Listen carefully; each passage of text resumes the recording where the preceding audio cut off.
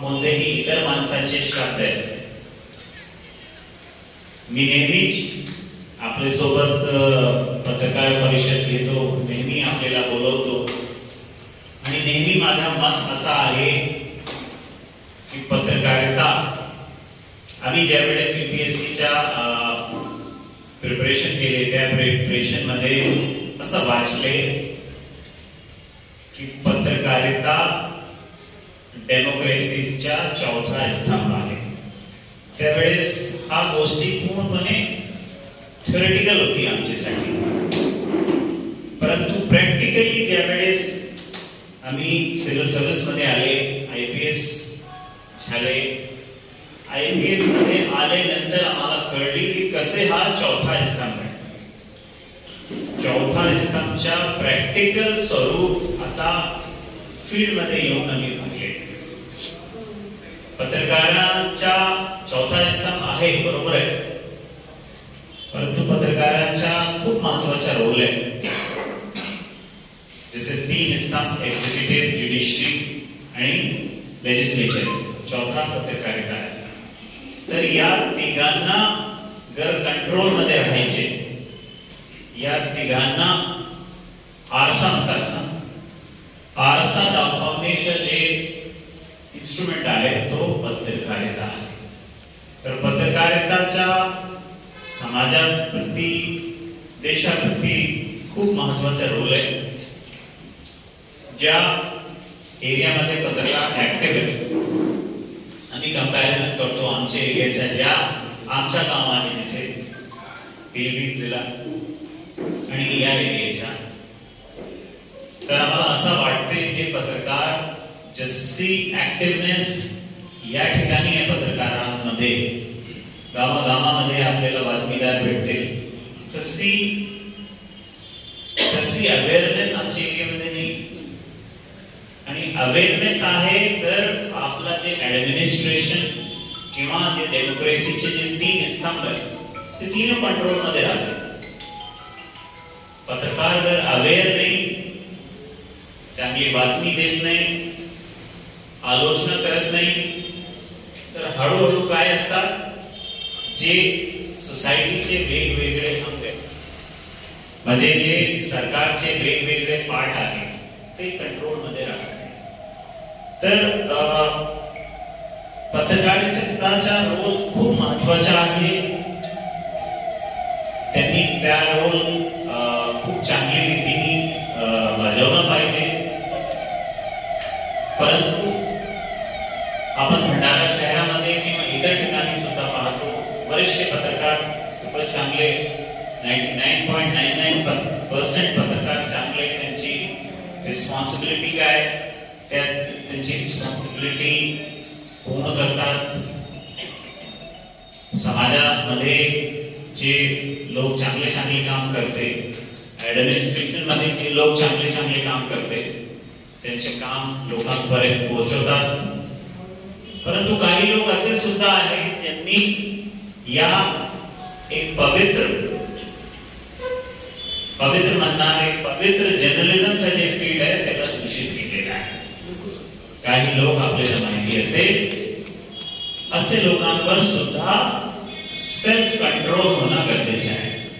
असे आपलीच बॉडीनी असे लोकांना आयडेंटिफाय केलं पाहिजे आणि असे लोकांना पोलिसांचे समोर तर मी म्हणणार नाही, आपली बॉडी समोर येऊन पत्रकारिताच्या जे एक काय म्हणणार एक लिमिट आहे त्या लिमिट राहिली पाहिजे.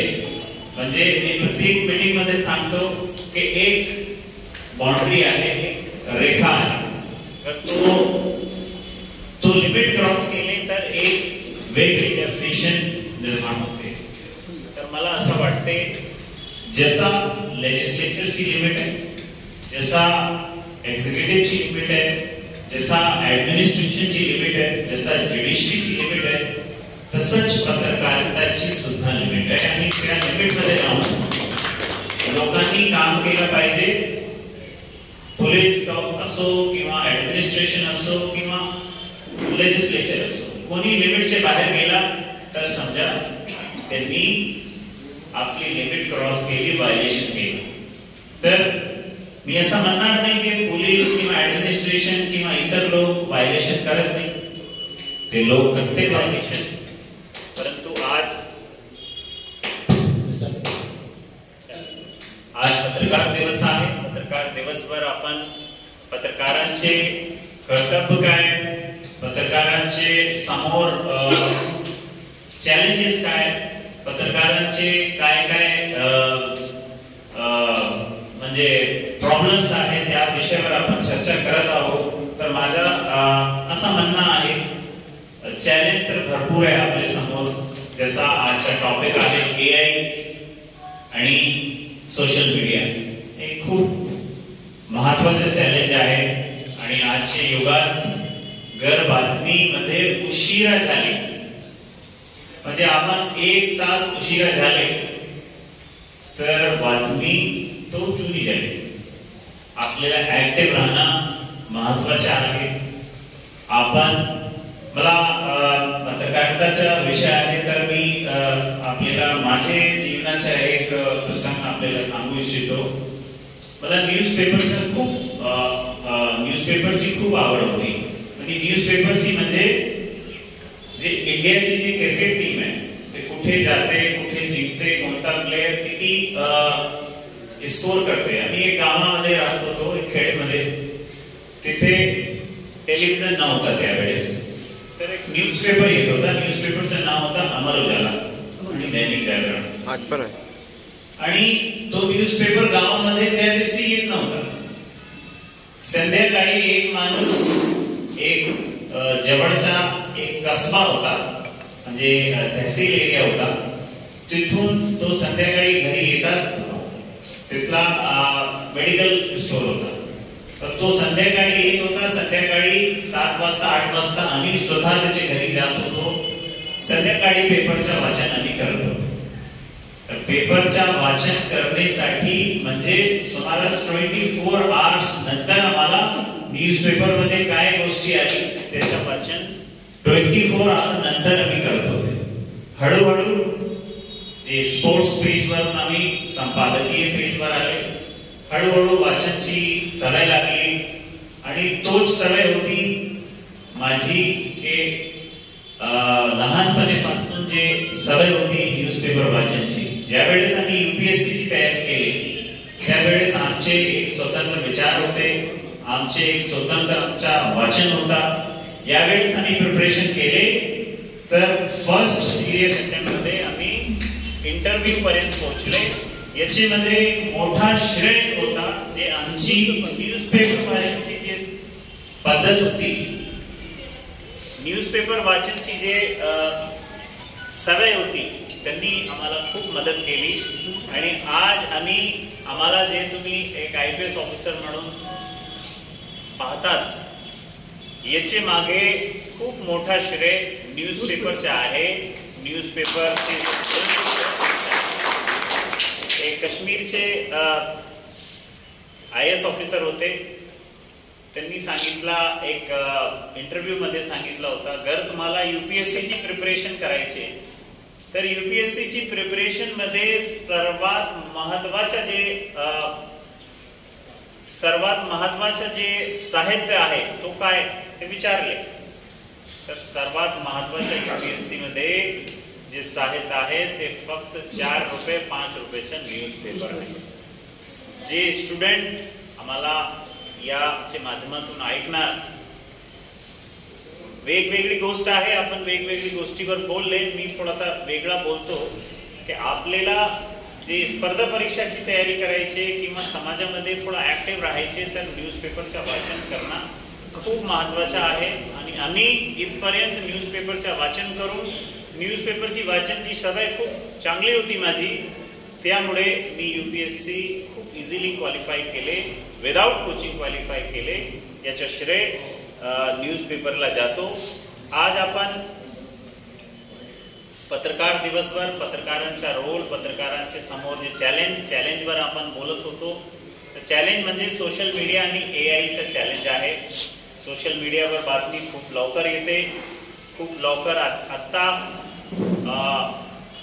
खूप महत्त्वाची गोष्ट अशी आहे की जी नवीन पिढी आहे त्यांना वाचन करण्याची जी सवय आहे ते कमी होऊ लागली.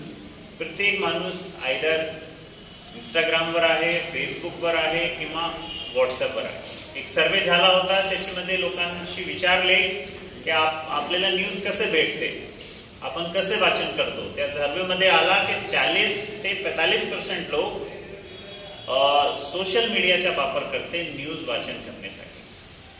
परंतु आम्ही आजही कमीत कमी 4 पेपर वाचन करतो दररोज. 4 पेपर जर आपण वाचन केले, एक इंग्लिशचा, एक हिंदीचा, एक मराठीचा आणि एक इकॉनॉमिक्स रिलेटेड पेपर, 4 पेपर वाचन केले तर आपल्याला कोणतेही सोशल मीडियाची गरज नाही, कोणतेही इंस्टाग्रामची गरज नाही. आपला पूर्ण ज्ञान आपल्याला होऊन जाईल, प्रत्येक क्षेत्राचं ज्ञान होऊन जाईल.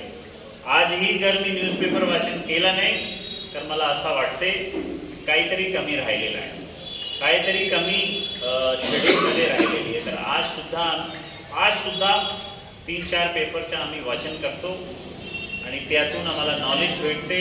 सोसायटीमध्ये काय चालू आहे त्याबद्दल नॉलेज होते. पुढे काय करायचे त्या सुद्धा ज्ञान आम्हाला मिळते. भंडाऱ्याचे पत्रकार आम्ही आधीपासून फर्स्ट प्रेस कॉन्फरन्स मध्ये आम्ही सांगितले की खूप आपण सगळे आपली जी जबाबदारी आहे खूप चांगलेपणे वाजवत आहे. कोणाबद्दल आम्हाला काही प्रॉब्लेम नाही, समाजाला काही प्रॉब्लेम नाही, ॲडमिनिस्ट्रेशनला काही प्रॉब्लेम नाही. परंतु ॲडमिनिस्ट्रेशन किंवा पोलीस किंवा याची आलोचना करणं खूप महत्त्वाचं आहे.